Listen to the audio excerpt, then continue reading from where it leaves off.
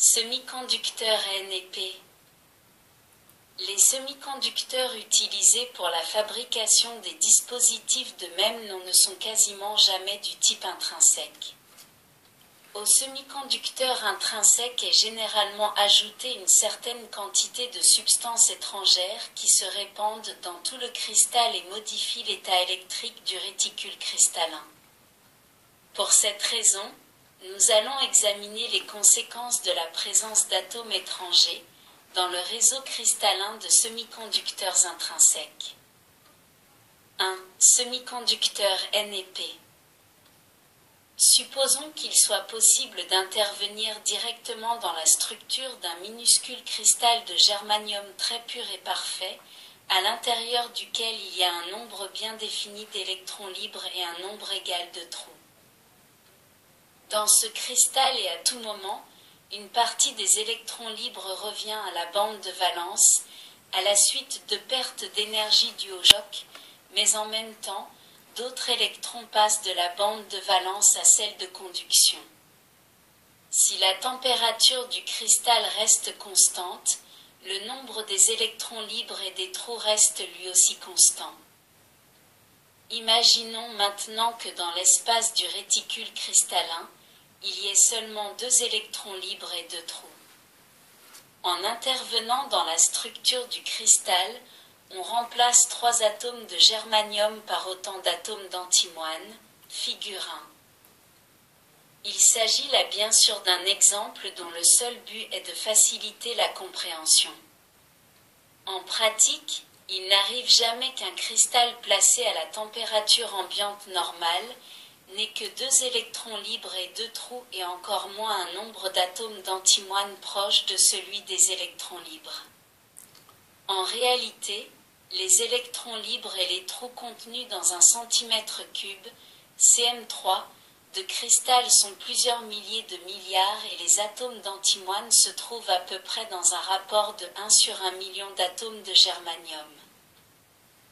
L'introduction d'impuretés, ici de l'antimoine, dans un semi-conducteur est appelé dopage. Ce semi-conducteur est alors dopé.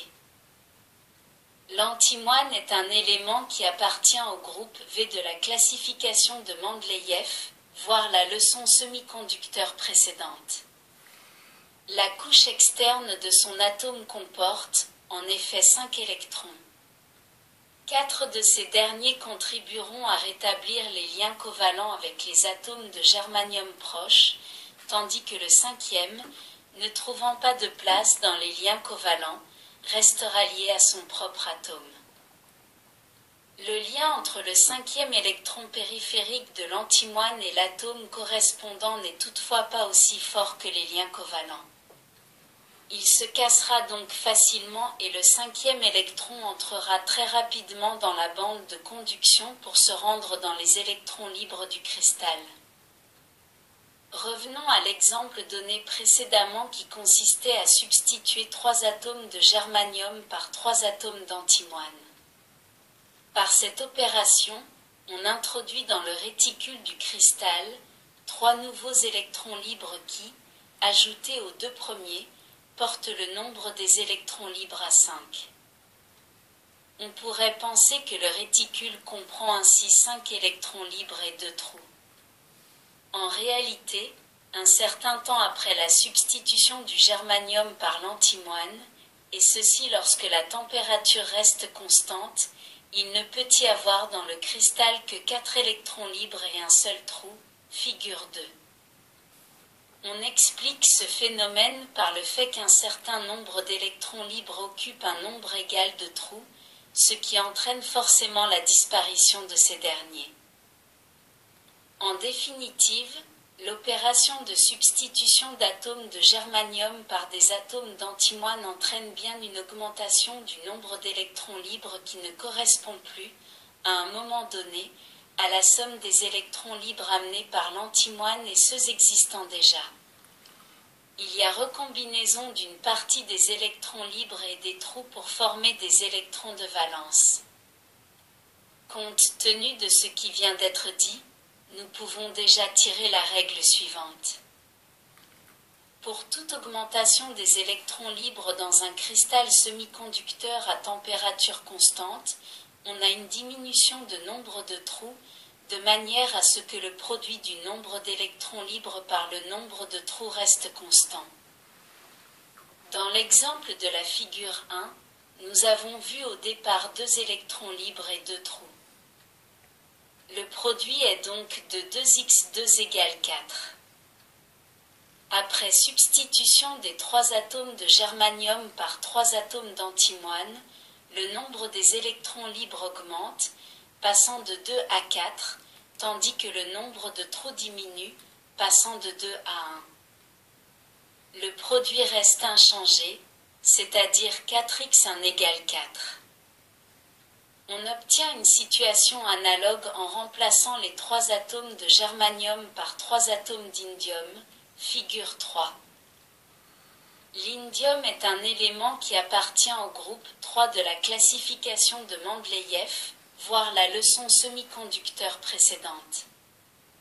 La couche externe de son atome comporte en effet 3 électrons, c'est-à-dire un en moins par rapport aux 4 demandés pour compléter les liens covalents avec les atomes de germanium voisins.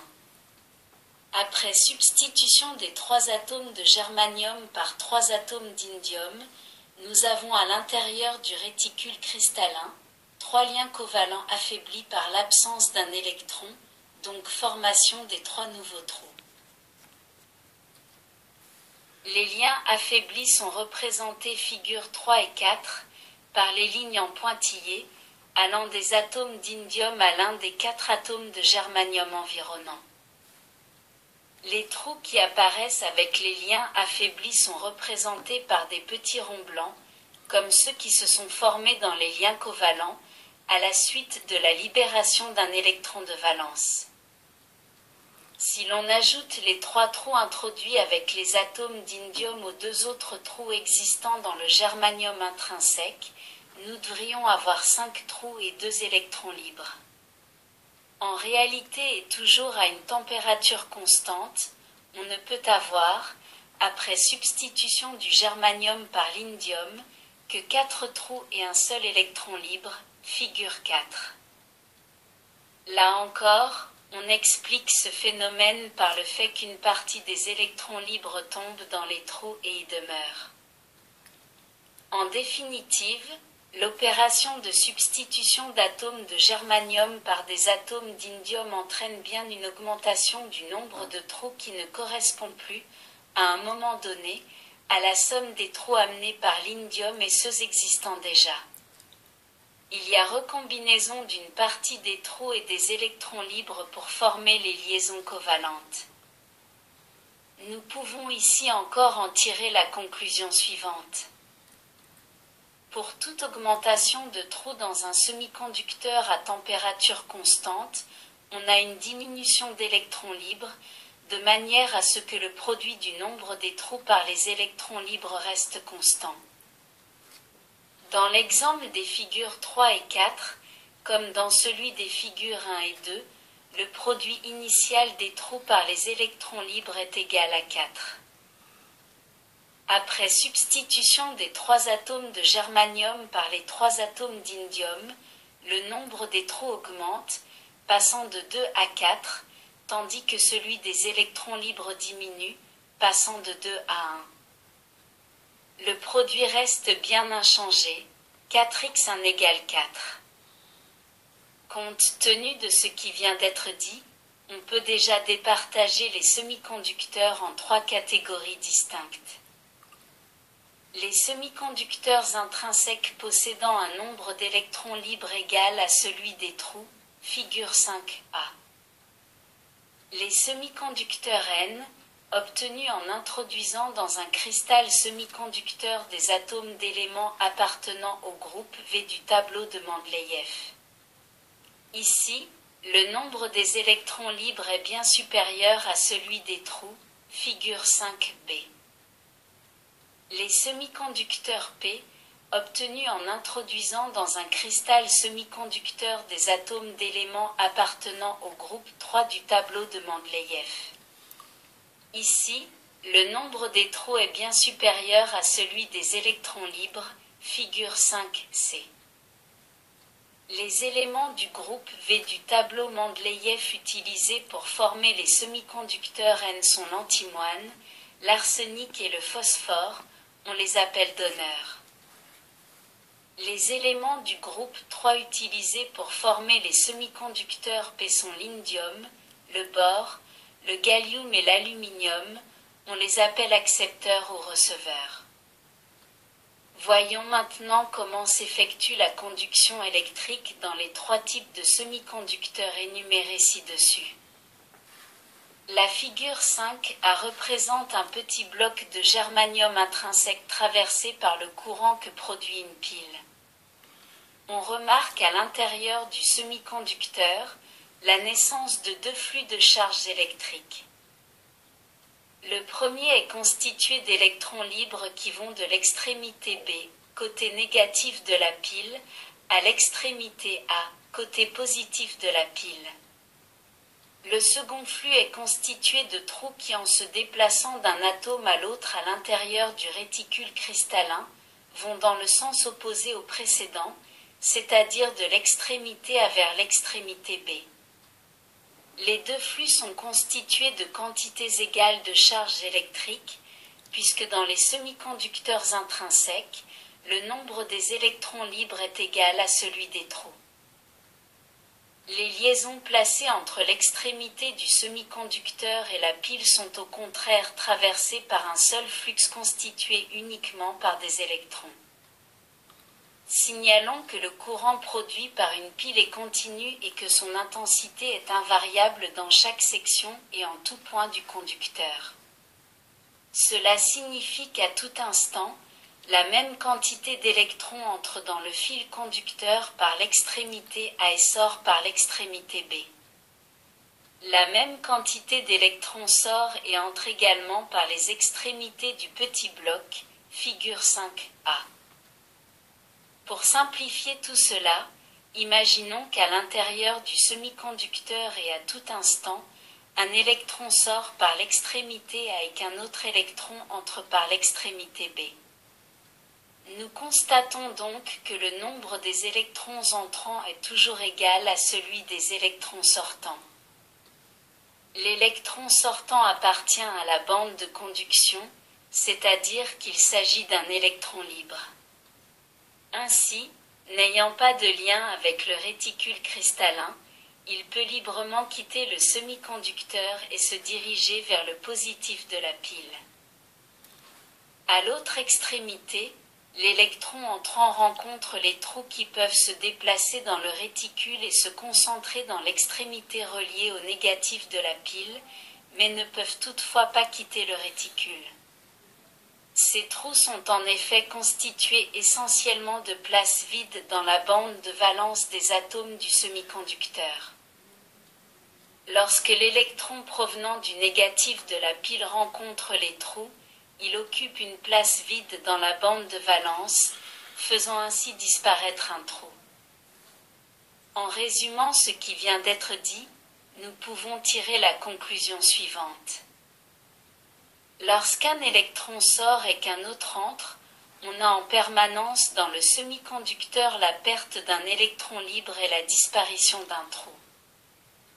Si ce processus se répétait autant de fois qu'il y a d'électrons libres ou de trous, on pourrait s'attendre à un certain moment que le semi-conducteur reste sans électrons libres et sans trous. En réalité, le nombre d'électrons libres et de trous présents dans le réticule dépend exclusivement de la température du matériau. En effet, si la température du bloc semi-conducteur reste constante, pour chaque couple électron-trou disparu, il se forme en un point du semi-conducteur un autre électron libre et un autre trou. Ainsi, les deux flux, celui des électrons libres, qui va de l'extrémité B à l'extrémité A, et celui des trous, qui dans le même semi-conducteur circulent en sens inverse, sont alimentés en continuité, tant que dure la production de courant par la pile. Dans un bloc de semi-conducteur N traversé par le courant délivré par une pile, figure 5b, les phénomènes de la conduction électrique diffèrent de ceux qui viennent d'être décrits étant donné que le nombre d'électrons libres est supérieur au nombre de trous. Dans ce cas, il se forme à l'intérieur du semi-conducteur deux flux de charge électrique, l'un étant plus fort que l'autre. Les électrons libres qui constituent le flux supérieur sont appelés porteurs majoritaires, tandis que les trous qui constituent le flux inférieur sont appelés porteurs minoritaires. Il y a en effet, dans le semi-conducteur N, beaucoup plus d'électrons libres que de trous. On peut donc facilement comprendre qu'une grande partie des électrons provenant de l'extrémité B traverse facilement le bloc semi-conducteur en restant toujours dans la bande de conduction. Dans le semi-conducteur P, figure 5c, il se forme également deux flux, mais cette fois, le flux le plus fort est constitué de trous, porteurs majoritaires, et le flux le plus faible, d'électrons libres, porteurs minoritaires.